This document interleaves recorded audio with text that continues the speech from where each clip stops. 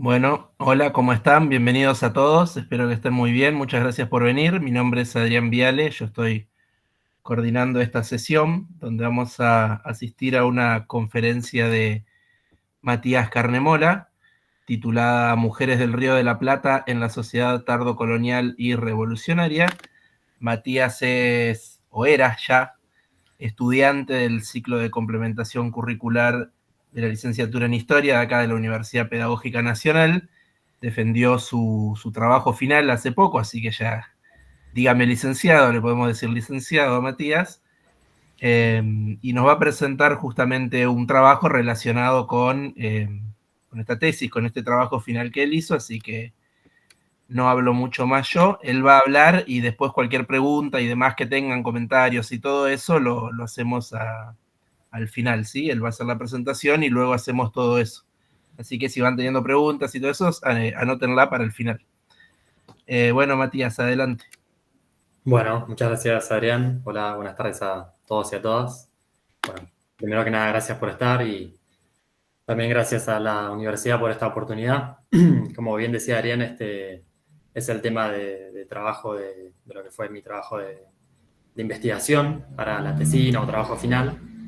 Eh, por lo tanto, bueno, nada, resulta clave decir también que este tema es un tema que en la actualidad está muy vigente, que, bueno, tiene repercusiones que son muy positivas, ¿no?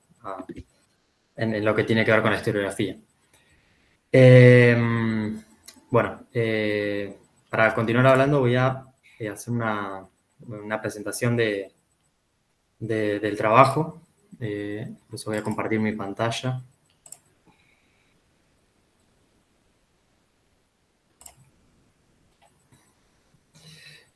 ¿Se ve bien? Sí. Perfecto. Bueno, bárbaro.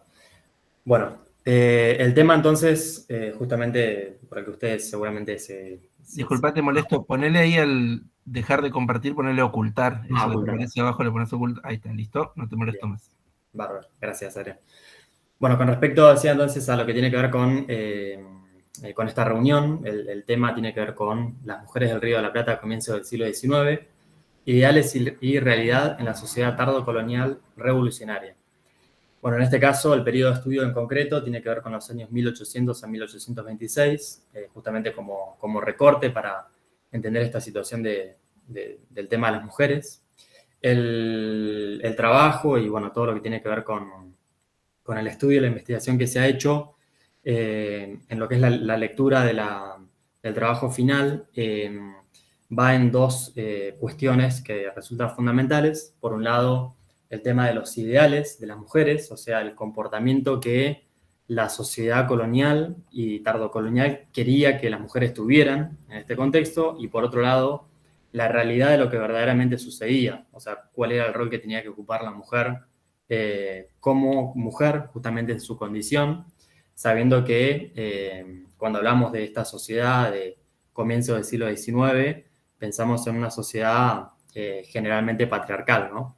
Por eso, por eso decimos que la realidad que tenían que atravesar era diferente, y es un poco lo que vamos a ver ahora. Bueno, si tenemos en cuenta esto que tiene que ver con el papel de la historiografía, podemos decir que bueno, en líneas generales la historiografía siempre, principalmente siglo XVIII, siglo XIX, se ocupó de los grandes hombres, por decirlo de alguna forma, de los grandes héroes, sobre todo aquellos que habían colaborado con la construcción de las naciones y que a la historiografía les permitía hacer una construcción de una nación que era consonante con el progreso, con el estado de lo que era la civilización, bueno, y demás cuestiones que de alguna forma se convertían en cuestiones importantes para la historiografía según lo que buscaba. Ya hacia fines del siglo XX, principalmente en Latinoamérica, después de la dictadura, del proceso de dictadura, se empiezan a estudiar esos sujetos que habían sido marginados del protagonismo de la historia. Por eso empiezan a construir ahí, a partir de la historiografía, se empieza a construir una historia que es diferente. Ya tenemos una historia de la vida cotidiana, historia de las clases populares, historia de la clase obrera, que permiten tener una visión diferente del protagonismo que han tenido los diversos y diversas protagonistas de la historia. Ya después de 1970 tenemos presente una historia de las mujeres desde una perspectiva de género que, bueno, justamente nos permite realizar una revisión histórica en torno a lo que es la figura femenina como sujeto y también como agente histórico. Es por esto que, bueno, si pensamos en los estudios que yo tomé en cuenta para la realización de este trabajo, hay, bueno, muchísimos trabajos que ya habían sido realizados y que yo los pude tomar para poder continuar mi investigación. Entre ellos, en lo que es la condición de la mujer, tenemos a estudios de Susan Sokolow, Luisa Oberman, Débora D'Antonio, Valeria Pita, Dora Barrancos, Elga Soto, que, bueno, han hecho aportes fundamentales. Y en relación a lo que es la población afrodescendiente y particularmente en la condición de la mujer, tenemos grandes aportes de Florencia Guzmán, María Guidoli, Magdalena Candiotti, que nos hacen un aporte que es bueno, muy importante y que fueron tomados para tener en cuenta todo esto. Bueno, en sí, para lo que es el trabajo en particular, las fuentes analizadas y utilizadas para el desarrollo de lo que fue la investigación, bueno, contamos con textos oficiales de la época.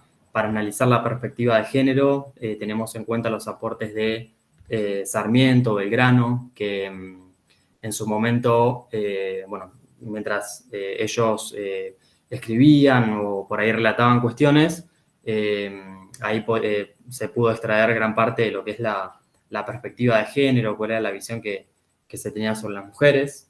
En relación a las mujeres en particular, bueno, tenemos correspondencia de Mariquita Sánchez de Thompson, bueno, Juana Manso, también con los aportes sobre su pensamiento y la perspectiva de género. En cuanto a textos oficiales también se han tomado para el análisis y el estudio de la mujer, periódicos como el Correo de Comercio, el Telégrafo Mercantil, que nos permiten entender cuál era el pensamiento de la mujer en estos tiempos, cuál era su visión y demás. Bueno, en relación a los censos, que esto tiene que ver con lo que viene inmediatamente, se han tomado censos del año 1778 y 1810 en comparaciones que han realizado Luis Weiner y Martín Cuesta en relación a lo que es la población de Buenos Aires. Por eso, bueno, si tenemos en cuenta datos poblacionales, y esto lo podemos decir en un primer momento para entender el contexto al cual nos referimos, podemos decir que la población censada en 1810, en este caso en Buenos Aires en particular, oscilaría entre las 45.000 personas. Bueno, del total de la población, podemos decir que el 48% eran mujeres, el 52% hombres. En cuestiones numéricas encontramos una cuestión de inferioridad en cuanto a la situación de la mujer. Si tenemos en cuenta en líneas generales origen y procedencia, bueno, el 64% eran españoles, el 16% mulatos, 18% población negra y el 2% mestizos. Acá en este caso también tenemos que hacer referencia a que los pueblos originarios en líneas generales no eran parte de la población censada, justamente era una población que de alguna forma se quería mantener escondida.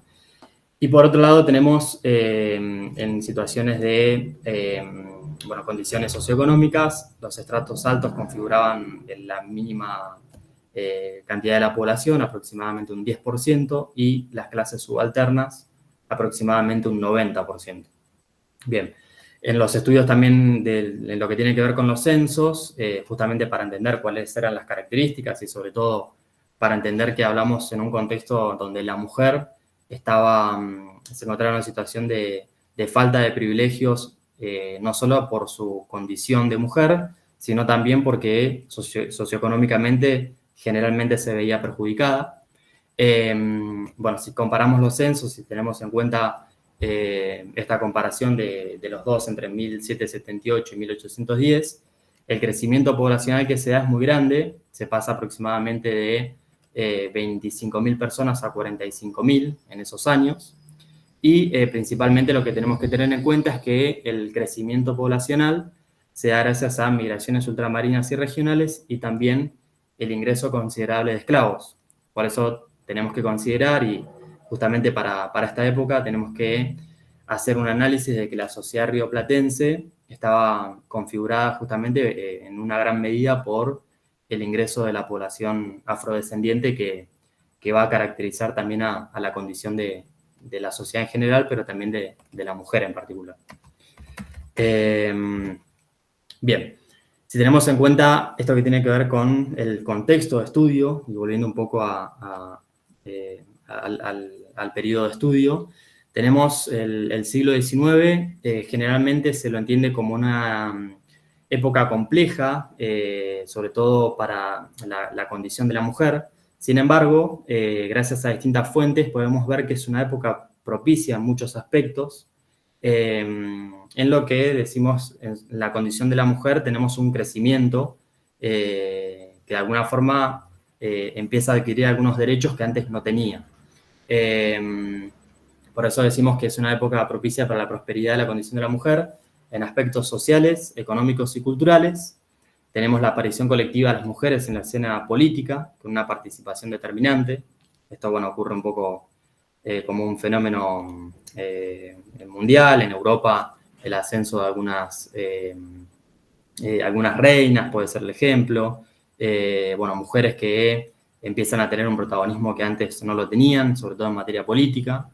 Por otro lado, también decimos que a nivel local, en el Río de la Plata, la mujer contribuye a fundar una población con una entidad propia, va a ser impulsora y protagonista de la singularidad coyuntural que va a configurar el sistema social. Esto quiere decir que generalmente al lugar al que estaban relegadas, que era la casa, encontramos de ese lugar un lugar en el que la mujer pudo ser protagonista, sobre todo en cuestiones de, decimos, pudo configurar a un sistema que fue diferente, digamos, fue particular en el Río de la Plata y fue diferente a nivel mundial. Por otro lado, también podemos decir que la guerra de independencia va a representar uno de esos momentos en los cuales las condiciones van a favorecer la participación decidida y activa de las mujeres. Por eso, la guerra de independencia, cuando tenemos en cuenta el rol de las mujeres, va a ser considerado un momento clave. Sobre todo, bueno, distintos investigadores lo analizan como un punto de quiebre en el que, bueno, un poco en el trabajo lo que yo hice fue pensar si ese punto de quiebre era positivo para la mujer, que bueno, lo podemos afirmar, pero si podemos afirmar también si la condición de la mujer va a ser igual a la del hombre en ese momento, o, bueno, si ya podemos hablar de una liberación total de la condición de la mujer, bueno, que eso justamente vamos a comprobar que no es tan así, como así también la situación de los afrodescendientes con su cuestión de la libertad. Ahora vamos a hablar un poquito de eso. Bueno, continuando, podemos hablar de las relaciones familiares patriarcales para dar inicio, ¿no?, a esto que tiene que ver con lo puntual. Ya habíamos hablado de la configuración de la sociedad rioplatense, la cantidad de población que había, cómo se configuraba y demás, pero teniendo en cuenta la relación entre la mujer y el hombre, podemos hablar de que la sociedad rioplatense era una sociedad patriarcal. Bueno, ¿en qué lo podemos comprobar esto? Gracias a que podemos decir que encontramos una relación diferente entre los hombres y las mujeres en relación a los medios de producción, y podemos decir también que el área femenina natural era la reproducción de la familia. Con esto decimos que hay algunos trabajos que son específicos para las mujeres, y generalmente en esa situación, en esa comparación, se ven perjudicadas. Y por otro lado también decimos que la mujer tenía que cumplir ese rol de buena esposa y también de reproductora de familia. Por eso tenía que estar al cuidado de sus hijos, bueno, cumplir tareas no solamente en la cuestión de lo laboral, sino también en cumplir también con sus familias. Por otro lado, en cuestiones de matrimonio, decimos que el matrimonio era un asunto familiar, eran los padres o los tutores los que elegían al candidato matrimonial adecuado.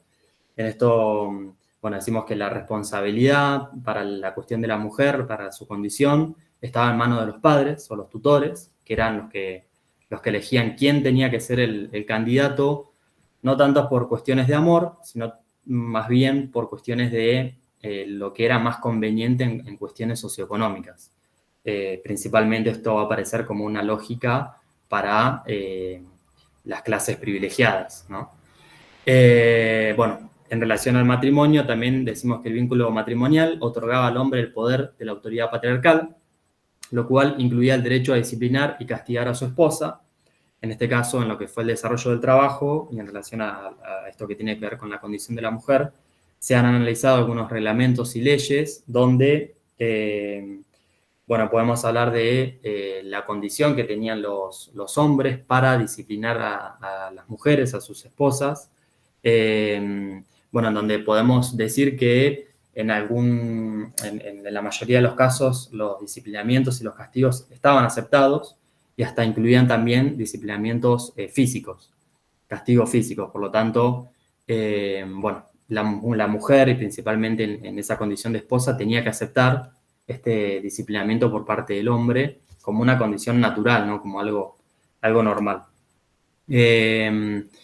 Bueno, y por otro lado, en relación a la crianza y la vida de las mujeres, decimos que en particular para el caso de las élites debía estar circunscrita al ámbito privado, principalmente a las tareas domésticas y de cuidado, y tenían que obedecer los mandatos que venían de sus padres o maridos según la edad que tuvieran, ¿no? En este caso, una vez que contraían matrimonio, generalmente se entendía que la protección y el cuidado estaba a cargo del marido, ya dejaba de ser de los padres o tutores para pasar a ser del marido.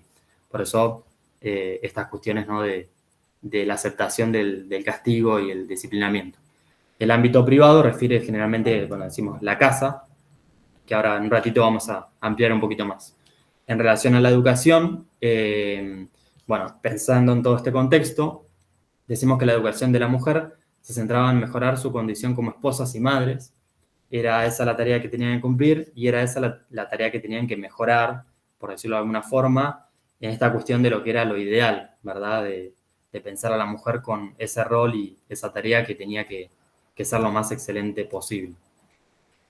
Bueno, acá decimos que el espacio doméstico, pensando en estas cuestiones de lo privado y lo público, si pensamos al espacio privado como el espacio doméstico, decimos que solo se abría al exterior, al espacio público, cuando las mujeres concurrían a misa y a los sacramentos, en esta cuestión de lo ideal. Generalmente iban acompañadas de otras mujeres, criadas o varones de la familia. En estos casos pensamos siempre en mujeres de la élite que tenían la posibilidad de tener esta situación de privilegio cuando pensamos en las mujeres dentro de las casas, no tener que salir a trabajar. Bueno, el ámbito privado era la casa, el ámbito público, sabemos que, como dice acá, y a través de distintas fuentes, pudimos comprobar que era el ámbito al cual muy pocas podían concurrir. Y si lo hacían para determinadas cosas, ir a misa, a los sacramentos, cosas determinadas, que supuestamente era lo que era correcto para la mujer. Bueno, en relación al trabajo, y ampliando un poco esta perspectiva de lo que era la situación de la mujer en líneas generales en la sociedad tardocolonial, decimos que los documentos de la época nos muestran que las mujeres de sectores medios y bajos se dedican a lo que se denominan trabajos mujeriles.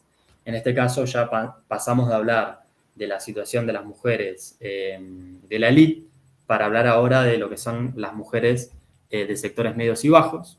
Cumplían ciertos trabajos que eran considerados como trabajos específicos para mujeres, como puede ser costura, limpieza, se dedican a tareas de, bueno, son enfermeras, cocineras en el sector urbano y blanco. Pensamos justamente en esta sociedad patriarcal que generalmente quería priorizar esta condición de la sociedad blanca, de, bueno, una sociedad que estuviera alejada de la población afrodescendiente.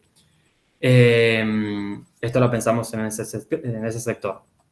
En la zona rural tenemos la situación de esclavas y libertas, que, bueno, junto también a negras y a mujeres pertenecientes a pueblos originarios, trabajan a la par del marido por cuenta propia. Esto hace que la realidad de la mujer, en estas cuestiones de pensar lo real, fuera de lo ideal, tiene que ver con la situación de mujeres que cumplen el trabajo como lo hace un hombre, tiene que cumplir también con sus casas, con el cuidado de sus hijos, con tener el papel de ser buenas esposas y también trabajar a la par del marido haciendo distintas tareas, ya dedicándose a tareas que no son consideradas en la época como trabajos mujeriles.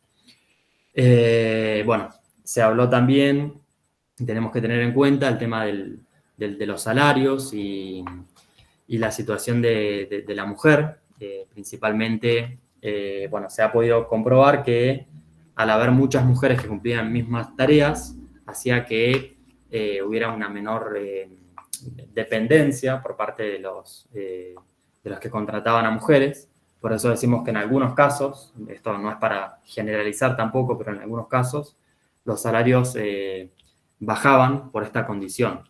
Y sobre todo, principalmente, porque hablamos de una sociedad con estas características, ¿no? Donde principalmente se prima la situación del hombre. Bueno, por otra parte, también fue analizado el caso de los mercados, otro lugar que como pensando en el empleo femenino era importante. Se dedicaban a ser vendedoras de alimentos, eran encargadas de puestos. Bueno, también en algunos casos, mujeres de la élite se ha visto a través de documentos que hacían algunas regulaciones en cuanto al mercado, que compraban, vendían, o sea, también estaban a cargo de los mercados regionales. Entonces, en estos lugares cumplían puestos tradicionales, pero también en algunos casos algunos puestos un poco más exigentes en la condición de todo lo que tiene que ver con no me saldría, pero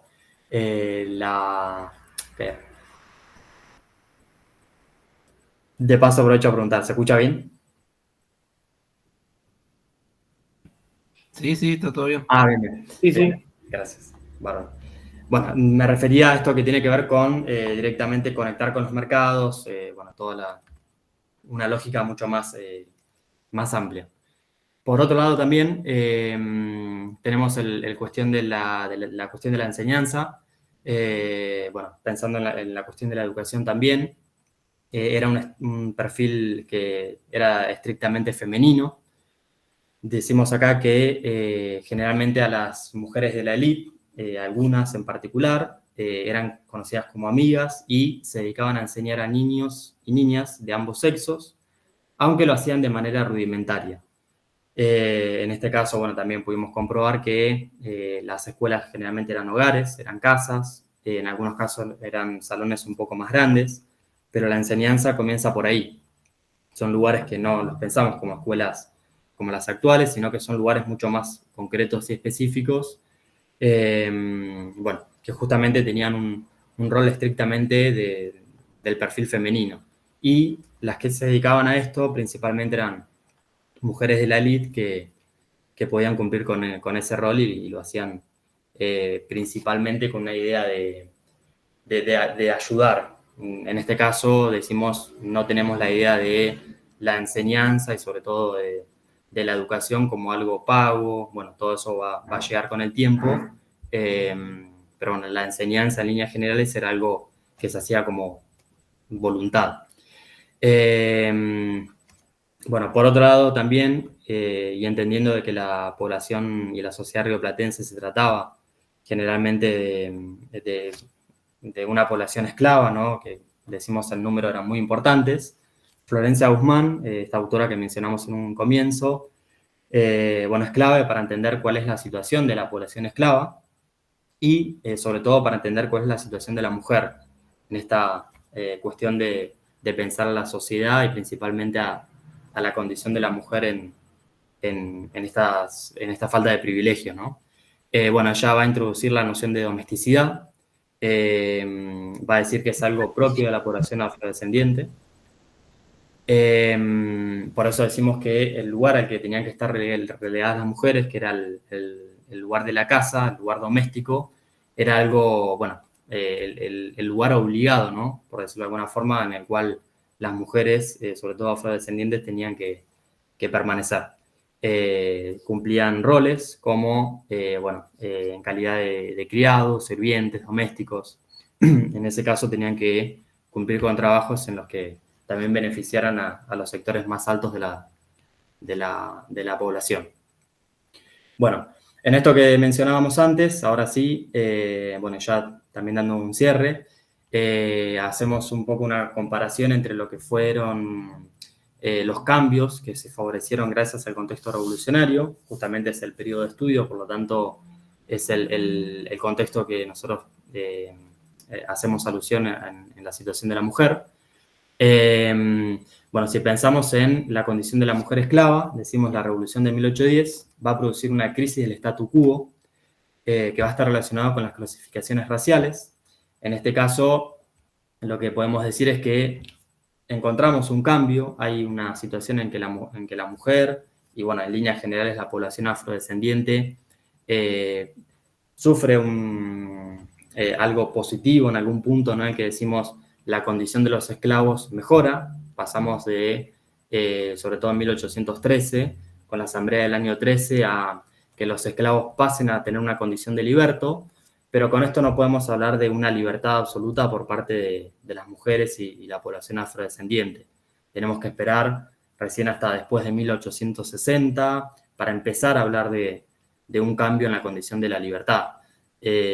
Hasta este momento decimos que la situación de la población afrodescendiente mejora, encontramos una crisis del statu quo por esto que las cosas cambian, pero no por eso podemos hablar de una libertad igualitaria entre la sociedad blanca y la sociedad de lo que es la población negra.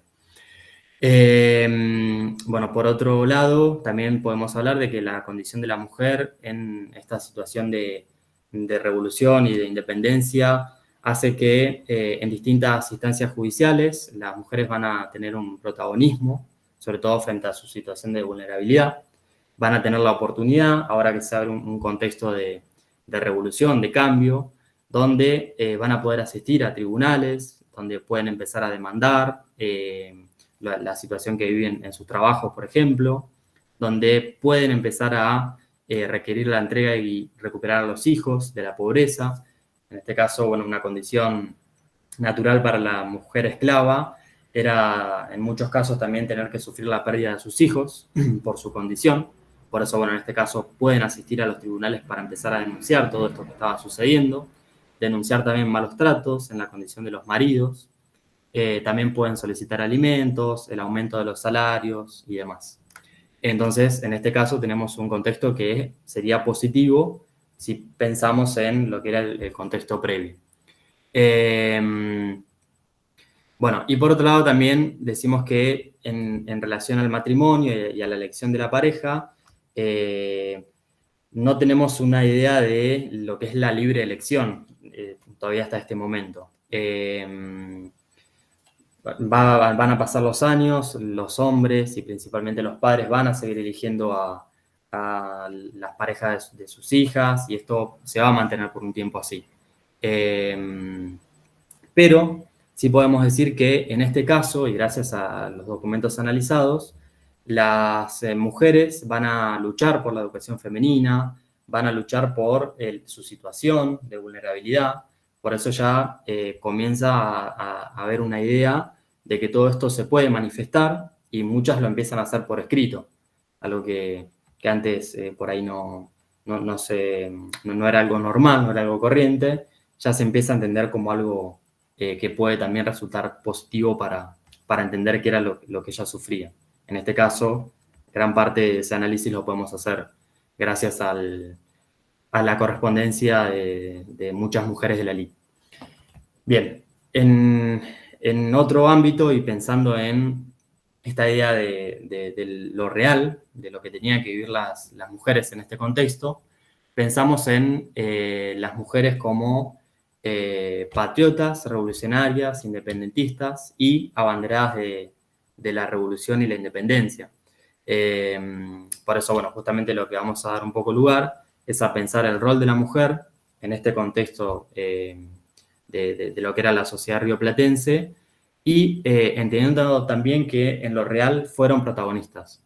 Por eso decimos que, y algo que ya habíamos mencionado, el lugar al cual generalmente estaban relegados, que era la casa, va a ser un lugar que va a permitir hablar de un lugar revolucionario. Por eso decimos que en este caso, cuando pensamos al rol de la mujer, va a ser fundamental para el desarrollo de la independencia, porque la casa va a ser el lugar que, bueno, justamente va a permitir reunir a distintas tendencias políticas y van a ser esos ámbitos los que se van a convertir en los escenarios de la revolución. Las casas que estaban al cuidado de las mujeres y el cual se abren para que las tendencias revolucionarias puedan desarrollarse en esos lugares. Por eso decimos que el lugar al cual estaban relegadas, que era la casa, se convierte en un lugar fundamental. Por otro lado, otro campo que entendemos como un campo más entendido, ¿no? Cuando se nos viene a la imagen una idea de revolución, que puede ser el campo de batalla, en este caso los lugares en que los independentistas luchaban contra los realistas. Bueno, mujeres de distinta índole van a luchar, van a batallar con armas, van a buscar y aprovisionarse de alimentos para ellas y para toda la formación de militares. Bueno, también se van a dedicar a elaborar comidas, van a oficiar como espías, se van a dedicar al cuidado de los enfermos, van a dar sepultura a los muertos. Bueno, todas esas cuestiones que son fundamentales para sostener a las formaciones militares. Bueno, gracias a los documentos se ha visto y comprobado que las mujeres tuvieron un rol fundamental en ese caso, en el campo de batalla, en el cual, bueno, generalmente, si tenemos en cuenta lo que es la tendencia historiográfica, muy poco se sabe de esto y sobre todo en los documentos también es difícil de encontrar. Sin embargo, gracias a distintos documentos y haciendo un tejido de fuentes un poco más compleja, podemos llegar a la conclusión de que realmente las mujeres tuvieron un rol fundamental en ese lugar también, en el campo de batalla. Bueno, acá decimos que el escenario de la guerra fue una arena plástica que ofreció lugares y experiencias hasta entonces reservadas tan solo a los varones. Bueno, en este caso, un poco lo que veníamos mencionando antes. Acá vemos una litografía en las imágenes del Museo Histórico Nacional. Es la batalla de Suipacha y lo que vemos es que hay mujeres que están luchando, que están cuidando a los heridos, que los están tratando de recuperar, y no son solamente hombres como generalmente se entiende lo que es la tendencia. Por otro lado, decimos que las mujeres de la élite empezaron a participar de la política revolucionaria, discutiendo los asuntos públicos en sus tertulias o al reunirse en pequeños grupos. Algunos hombres se preocuparon por ese dato que iba en contra del lugar pasivo que se les asignaba a las mujeres en la sociedad. Bueno, en este caso vemos una imagen bastante reconocida de lo que es la revolución.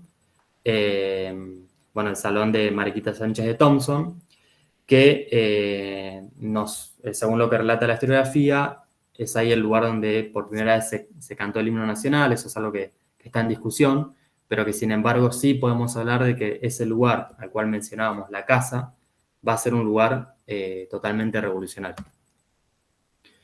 Bueno, acá tenemos la imagen del retrato de Juana Zurduy, que en este caso, bueno, si tenemos en cuenta las características del retrato, es un retrato con un rostro bastante masculino, porque en esta época prácticamente no había retratos de mujeres, por eso si se lo hacía había que hacerlo con esas características. Bueno, tenemos el ejemplo de ella y otros ejemplos como María Remedios del Valle, entre otras mujeres que no son tan reconocidas, pero que sin embargo sí tuvieron un rol protagónico en el campo de batalla, donde pudieron intervenir en campañas del ejército, que generalmente eran enviados de Buenos Aires para luchar contra los realistas. Bueno, en el periodo estudiado cumplen numerosas hazañas. De hecho, bueno, distintos protagonistas hombres en las fuentes y los testimonios relatan el comportamiento de las mujeres, su rol protagónico, cómo luchaban, cómo batallaban. dirigían cargas de caballería y luchaban a la par de los más valientes. Y por otro lado también decimos que las mujeres de todas las clases sociales van a cumplir un rol primordial durante la experiencia revolucionaria y también durante la militarización que acompaña este proceso. Esto es un dato que, bueno, acompaña lo que ya venía diciendo en cuanto a esta idea de la mujer en situación de campaña militar. Bueno, y ahora sí, para terminar, como consideraciones y conclusiones, podemos decir que desde distintos puntos de los lugares que cumplían las mujeres, desde su lugar al cual generalmente estaban relegadas, que era la casa, y también en campos de batalla, ¿no? Y a partir de lo que era lo real también, realizando trabajos a la par de sus maridos, sosteniendo a sus familias, bueno, generando también unas características culturales propias de lo que va a ser el Río de la Plata. Bueno, las mujeres definitivamente colaboraron en la construcción de la nueva patria. Bueno, con la revolución las mujeres pueden participar en la política, esto ya lo habíamos mencionado en un comienzo, en el cual, si pensamos el periodo colonial, estaban excluidas de este tipo de condición, por eso decimos que es importante pensar en la apertura que genera la revolución y la independencia para este paso que van a dar las mujeres. Por otro lado, podemos decir también que bueno, los vínculos que van a formar principalmente las mujeres de la elite van a ser espacios aglutinadores para intercambiar opiniones, generar nuevos contactos que van a significar nuevos recursos que desatan a la revolución. Esto quiere decir que, como veníamos mencionando, las casas se convierten en esos lugares de opinión y espacios para hablar de la revolución. Por otro lado, también decimos que las mujeres en el contexto revolucionario no solo van a ser fundamentales para el desarrollo de la independencia, sino que también van a ser fundamentales para su propio pensamiento y para lo que ellas luchaban en líneas generales, que es su libertad en la condición de mujer. Entonces, decimos, es un contexto propicio para el desarrollo de ideas revolucionarias y desarrollo de ideas que favorecen la condición de la mujer. Bueno, por otro lado, también podemos hablar del contexto del iluminismo, ¿no? Este es el contexto de desarrollo del iluminismo.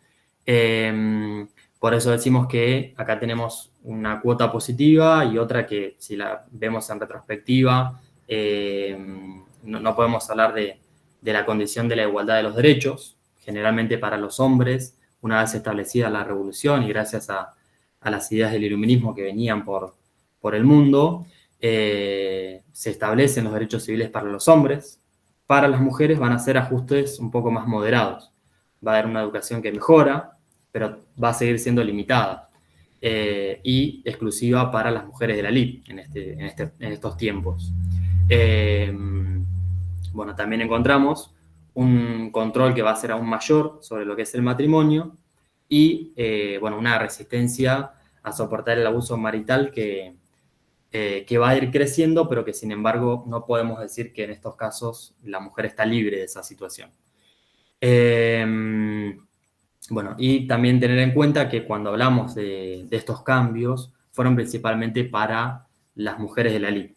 Para el resto de las clases sociales, decimos que la situación cambia poco.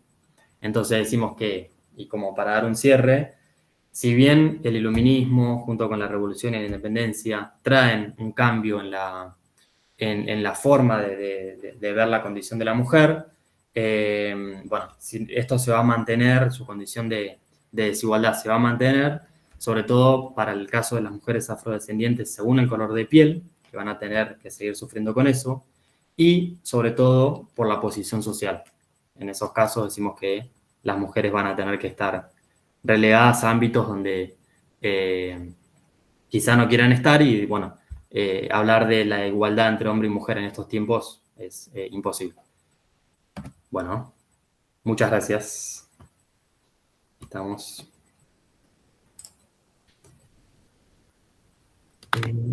Bueno, muchísimas gracias, Matías, por toda esta presentación. ¿Puedes dejar de presentar o cómo es? Ahí está, sí, perfecto. Ahí. Bueno, somos un montón, imagino que alguno tendrá preguntas o comentarios para hacer, le doy la palabra a quien quiera hacerlo.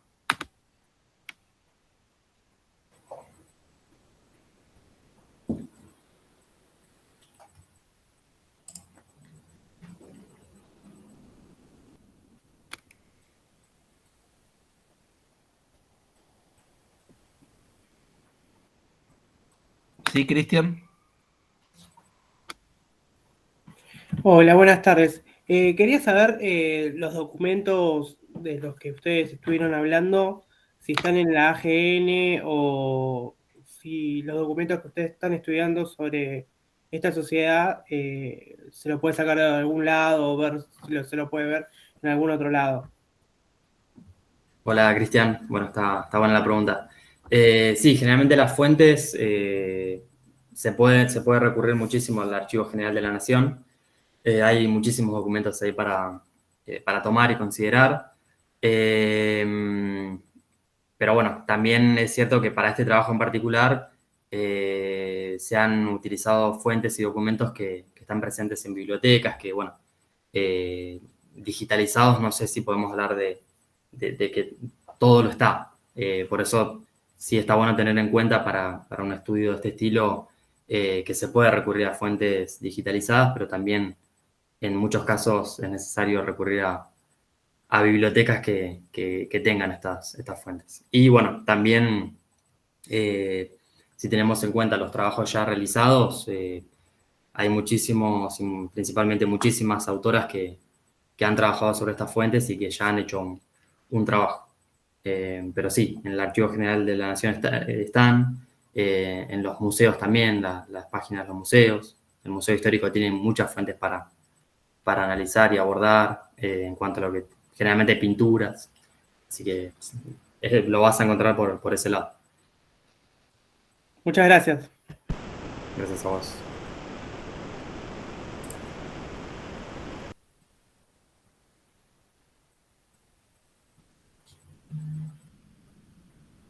Más preguntas, tenía el micrófono apagado.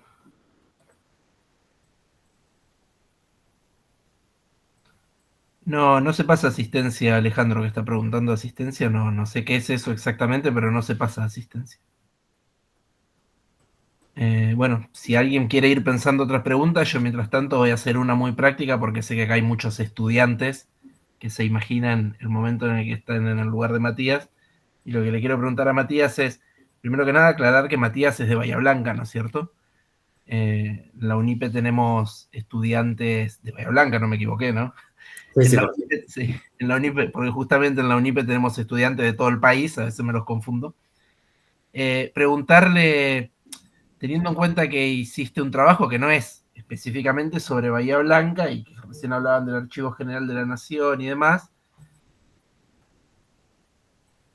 ¿cuáles son las dificultades más grandes que tuviste a la hora de hacer este trabajo? O al revés, ¿cuáles son las cosas más fáciles que pudiste hacer, digamos, en cuanto al acceso a las fuentes, a la bibliografía, todo eso? ¿Cuáles son las dificultades más grandes? Pensando, ¿no es cierto?, en eso, ¿no? En cómo se lo comentarías justamente a otros estudiantes o otros investigadores que están tratando de hacer trabajos parecidos a este tuyo. Uh-huh. Sí, está buena la pregunta y sobre todo para poder comentarla está genial. Porque bueno, en este caso pensamos en el estudio de las mujeres en un contexto, decíamos, complejo en su condición, sobre todo porque la historiografía en estos casos, bueno, sabíamos que no era al lugar donde apuntaba, ¿no? La situación de la mujer. Entonces, encontrar fuentes y documentos de esta época es complejo. Sin embargo, bueno, la verdad es que lo hay. Están, como digo, lo que ayuda mucho para poder hacer una investigación propia es el trabajo que han hecho otros historiadores que digo, acompañan, no es para decir generalmente lo bueno y lo propicio para hacer una investigación siempre es el aporte de uno, que eso también está bueno para pensarlo, pero si pensamos en lo que es el contexto, ya hay estudios hechos. Entonces, bueno, frente a eso, sobre todo para ambientarnos en lo que es el estudio, la investigación que nosotros queremos hacer, está bueno siempre considerar, bueno, sobre tal tema, recurrir a autores que ya hayan trabajado y eso como un puntapié inicial para la investigación general. Porque después, bueno, en lo general lo que nosotros tenemos que hacer es tratar de eso, generar aportes personales y propios para entender en particular qué es lo que nosotros queremos conseguir con lo que investigamos. Por eso generalmente decimos que este tema es un tema complejo para recurrir a fuentes, porque hay muy pocas, pero bueno, hay muy pocas presentes, porque las hay.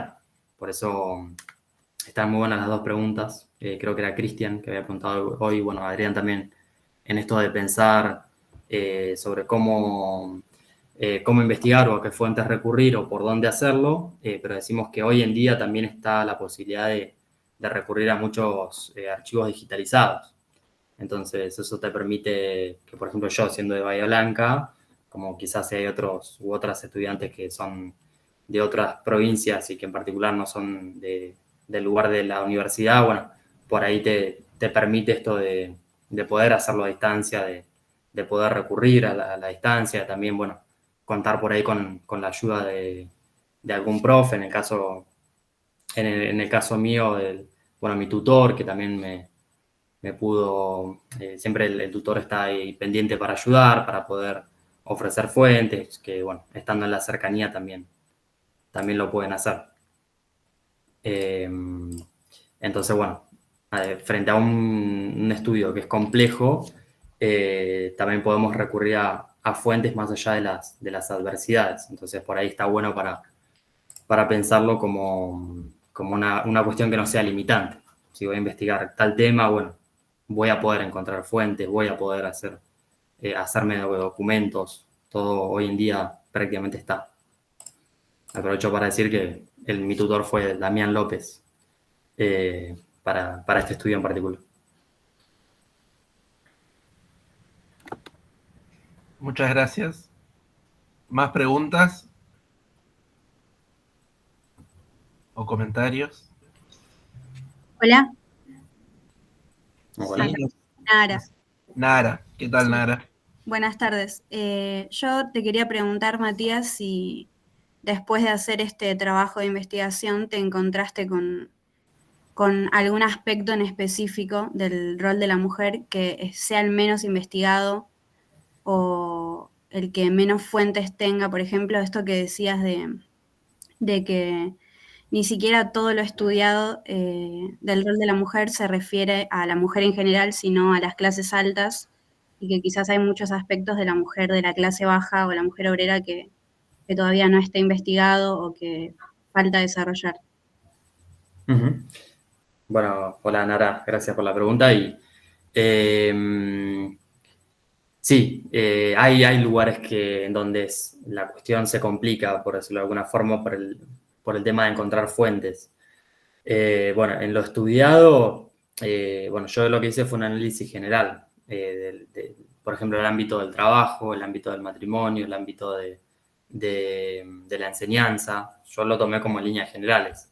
Después, si vamos a lo particular, por ejemplo, el tema de los trabajos cumplidos por las mujeres en lugares que no era lo urbano, que no refiriera particularmente a Buenos Aires, es algo complejo para investigar, el tema de lo laboral en esos lugares. Imagínate también todo lo otro, ¿no? Por eso decimos, el estudio de la investigación está enfocada en Buenos Aires y se piensa como eco en el Río de la Plata en general. Pero bueno, ese eco hay que pensarlo y repensarlo porque decimos que las características del Río de la Plata eran muy diferentes en cuestiones geográficas y sobre todo en cuestiones poblacionales.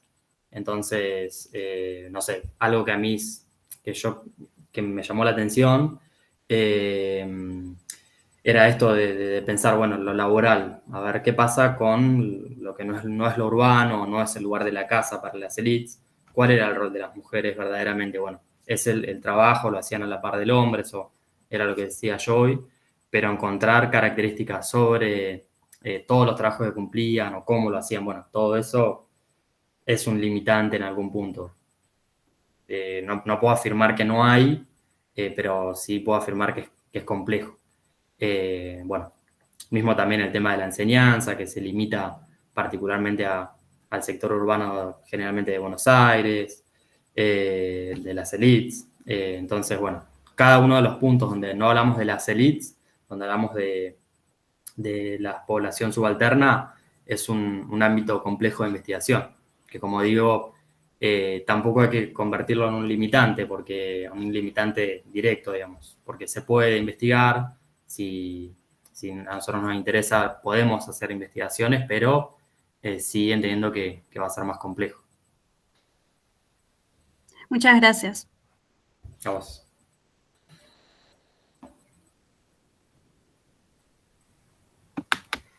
Buenas tardes, soy Alejandra. Quería hacer una consulta. Matías, entre las fuentes oficiales que encontraste o entre las cartas, el corpus literario, ¿pudiste tener acceso a escritos por mujeres propiamente dicho? Hola Alejandra, bueno, gracias por la pregunta. Los escritos de las mujeres en particular son las de la elite. Por ejemplo, bueno, principalmente la correspondencia de Mariquita Sánchez de Thompson, después otras mujeres, como puede ser el caso de Melchorra Zarratea, también hay también información sobre lo que ella escribía, sobre lo que ella dejó como escrito, como fuente. El caso también puede ser de Macacha Güemes, la hermana de Martín Miguel. Pero bueno, son esos casos en particular. Mujeres de la elite que pudieron dejar algo por escrito, principalmente encontrado en correspondencia. Después, no sé, en cuanto a lo que tiene que ver con formaciones militares, son los datos que se oficializaban por parte del ejército que mencionaban a mujeres que habían luchado en campo de batalla, que son un montón, son muchísimas las mujeres que lucharon en campo de batalla. Por eso digo, no son solamente las más escuchadas, hay un montón de mujeres que lo hicieron y que perdieron la vida en esos lugares. Pero bueno, por eso decimos que en cuanto a escritos por mujeres, hay muy poco para encontrar, sobre todo en esos campos, ¿no? Donde decimos, saliendo de la elite, es complicado. Bien, y los temas recurrentes en esas cartas, ¿cuáles eran? ¿Eran temas personales o hablaban sobre la política del momento, sobre la revolución? Bien. Bueno, no eran tan alusivos a la revolución y la independencia. El trabajo va a estar en la biblioteca de la universidad, como para que lo tengan en cuenta. No sé en cuánto tiempo, pero yo lo envié para que esté, por si lo quieren leer. Pero bueno, si pensamos en cuáles eran los temas, no hay una idea directa de decir, bueno, hablo de la revolución y la independencia como algo que está llegando, como algo que va a venir. No está esa idea. Principalmente las mujeres hablan de su condición, pero en la condición de lo que tiene que ver, por ejemplo, con el matrimonio. Bueno, el caso de Mariquita Sánchez de Thompson, que es bastante conocido, que a ella no le permitían casarse con alguien que ella quería, por eso empieza a dejar escritos. Bueno, la correspondencia también que se encuentra es en relación a lo que ella le enviaba a esa persona. Pero bueno, ahí se encuentran justamente las denuncias a estas situaciones que pasaban en cuanto a las familias, lo que ella creía y lo que calculo que el resto también de la elite pensaba en ideas al matrimonio, pero en líneas generales son sobre este tema. Son sobre todo por cuestiones matrimoniales, que ellas por ahí no estaban tan de acuerdo con lo que pasaba en ese momento, porque calculo que se veían afectadas directamente. Después sí hay algunas cuestiones como la sociedad de beneficencia también, que era un lugar al cual Mariquita asistía, y bueno, era un lugar donde se ayudaba a las clases populares, y ahí también encontramos algunas cuestiones de la ayuda, de lo que eran la cuestión de la comunidad, bueno, pero son esos principalmente los temas. Muchísimas gracias, Matías. Muy Gracias. amable tú. Y muy buen trabajo, te felicito. Muchas gracias.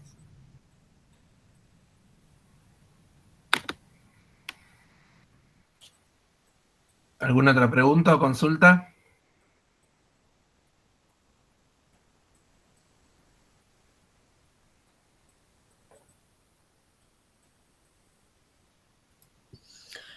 Hola, ¿se escucha? ¿Se escucha? Bueno, yo no tengo consultas, ¿cómo están? Algunos quizás me conocen, soy profe de la UNIPE, me tocó ser jurado de Matías, entonces me quería conectar para escuchar cómo era tu presentación de tu trabajo con público, te felicito, licenciado. Y nada, aprovecho que hay un montón de gente conectada, no sé si todos, pero me imagino por el tipo de preguntas que están haciendo que muchos están en este proceso o haciéndose estas preguntas respecto de los trabajos finales. Que no tengan miedo ni vergüenza de hacerle también estas preguntas a sus tutores o tutoras y que todos nos equivocamos, todos nos sentimos por momentos perdidos, pero todo se puede hacer y que seguramente lo van a hacer muy bien, como lo hizo Matías, y que además también es el primer paso de un ejercicio que ahora cuando Matías, si quisiera profundizarlo, seguir y demás, tiene muchas herramientas para hacerlo. Así que nada, es un mensaje de aliento a todos y no mucho más. Muchas gracias, Bárbara. Sí, tal cual, bueno, por ahí para sumar un poco a lo que decía Bárbara, esto del animarse a investigar, que es algo que parece re complejo, a mí me llevó tiempo. El asumir la responsabilidad de escribir algo propio no es nada fácil, pero bueno, es algo que se puede, más allá de uno por ahí a veces creer que no va a poder hacerlo, que es una tarea muy compleja. Sí, es una tarea compleja, pero es algo que todos lo podemos hacer. Así que está bueno el mensaje de ahora.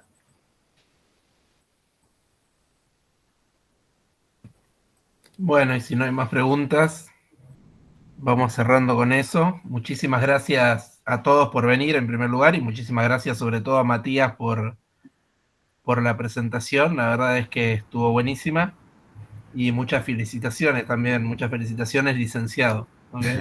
Gracias, Adrián. Bueno.